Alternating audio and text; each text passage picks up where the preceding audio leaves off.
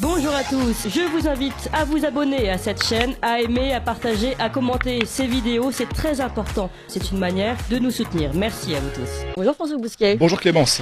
Très heureuse de vous avoir à côté de nous. Vous êtes rédacteur en chef de la revue Éléments, directeur de la Nouvelle Librairie et chroniqueur ici sur Ligne Droite, et vous nous parlez de Marine Le Pen à l'Elysée. Alors, c'est pour quand, posez-vous la question. Vous considérez qu'elle est grande gagnante des débats, enfin le RN, grand gagnant des débats sur la réforme des retraites. Est-il le RN aux portes du pouvoir aujourd'hui, François Bousquet? Oui, ce sont les sondages, Clémence, qui nous disent cela. Alors, Marine Le Pen sera-t-elle la présidente en 2027? La question, de fait, turlupine Emmanuel Macron, qui ne voudrait pas quitter le pouvoir comme le bon vieux maréchal Hindenburg en l'offrant à la petite fille d'Eva Braun. Emmanuel en frémit rien qu'en y pensant. Pauvre petit garçon. Crois-tu qu'elle puisse être élue présidente de la République, chuchote-t-il, vaguement terrifié, à ses proches. Mais nul besoin d'avoir fait l'ENA, comme lui, ni non plus de l'avoir sabordé, comme lui, pour deviner que le Rassemblement national sort renforcé de l'adoption au forceps de la réforme des retraites. La preuve par le sondage IFOP fiducial pour le JDD du week-end dernier. En cas de législative anticipée, le RN virerait en tête avec un socle électoral attrape-tout, selon Frédéric Dabi, directeur général de l'IFOP, ajoutant qu'il n'y a presque plus de catégories où il est très faible, chauffe chez les cadres supérieurs. Un socle électoral attrape tout. Et puis quoi? Le RN n'est pas un gadget bradé dans une succursale de la foire fouille. Du reste, Frédéric Dabi se trompe sur un point capital. Le parti de Marine Le Pen et de Jordan Bardella perce également chez les cadres supérieurs. Pour le comprendre, il suffit d'ouvrir un petit livre signé Luc Rouban, au titre évocateur La vraie victoire du RN, synthèse exceptionnellement riche de la dernière présidentielle.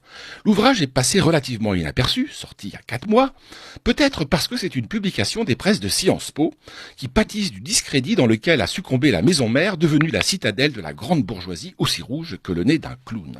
Pour rappel, 55% de ces étudiants, tous surdiplômés, fils à papa et fils à maman, s'y déclarant être des travailleurs mélanchoniens de stricte observance.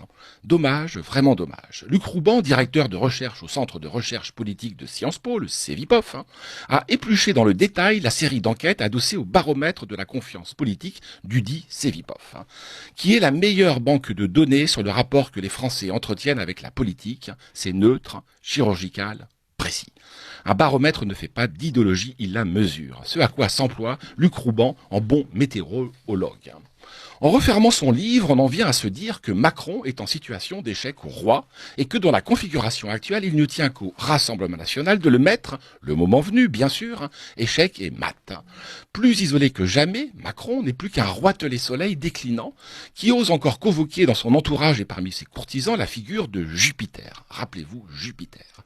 Il gouverne avec des cabinets de conseil et des conseillers pléthoriques dans les cabinets ministériels en se contrefichant des corps intermédiaires, syndicats, partis, etc. Le macronisme est une verticale du pouvoir hors sol, sans base sociale, sinon les retraités et le 49-3. En tuant le PS et en ringardisant les LR, Macron a fait le vide autour de lui. Tant et si bien qu'il n'y a plus rien entre lui et Marine Le Pen, au sens où André Malraux disait qu'il n'y avait rien entre les communistes et nous, en l'occurrence les gaullistes. Fillonisés puis pécrécisés, les LR se sont laissés enfermer dans un libéralisme mortifère, sénatorial et contracyclique, protectionnisme partout, qui ne convainc plus qu'une poignée de nantis, moins de 5%. Jean-Luc Mélenchon, à l'instar des syndicats, il feint d'organiser, comme dirait Jean Cocteau, une opposition à la réforme des retraites qui le dépasse de partout. Mais s'il avait lu au moins pour de bon Jean Cocteau, il saurait que, formule de Cocteau, le tact de l'audace, c'est de savoir jusqu'où on peut aller trop loin. Et lui va toujours trop loin, comme Louis Boyard ou Thomas Porte, vous vous rappelez le député NUPES, en l'occurrence LFI, qui joue à la baballe avec la tête d'Olivier Dussopt, le falot ministre du Travail. Et Éric Zemmour, dans tout ça, me direz-vous, Clémence, pourquoi s'entête-t-il à construire une synthèse baroque du maurassisme politique et de l'orléanisme économique?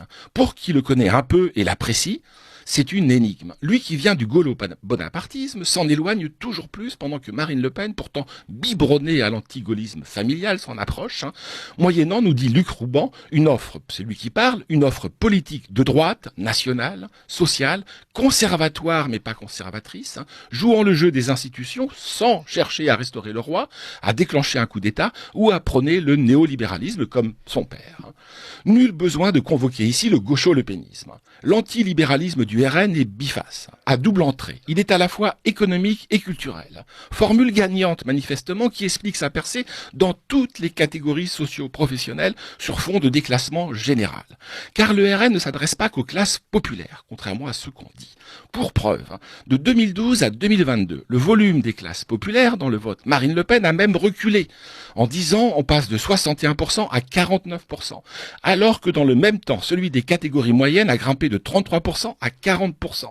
Quant aux catégories supérieures, elles ont voté Marine Le Pen à 21% au premier tour, contre 30% pour les catégories populaires, on n'est pas très loin, et 36% au second tour, contre 50% pour les catégories populaires. Autre nouveauté.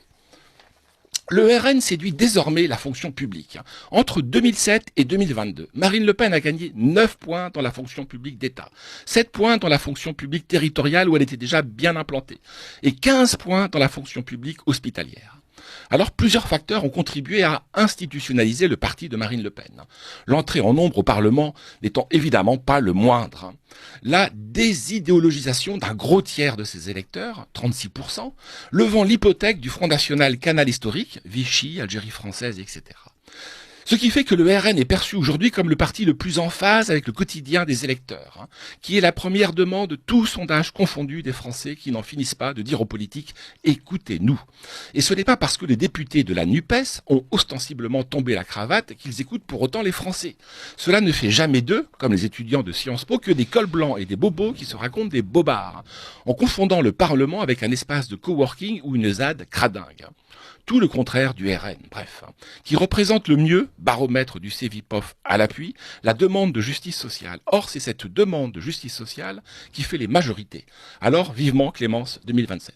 Oui, et puis on suivra 2027, à voir si, encore une fois, 2027 et ce fameux duo ne sert pas non plus, toujours le camp des résistants. Si vous permettez, Clémence, je n'en suis pas sûr. On a beaucoup parlé de Mélanie. Mélanie est en train d'accueillir 1 demi-million d'immigrés sur 2 ans en Italie. Oui. Je suis pas sûr que le Front National le ferait. Oui. On verra. Et on verra surtout si ça ne sert pas encore quand même l'opposant de Marine Le Pen en 2027. On verra. À suivre en tout cas. Merci beaucoup François Bousquet.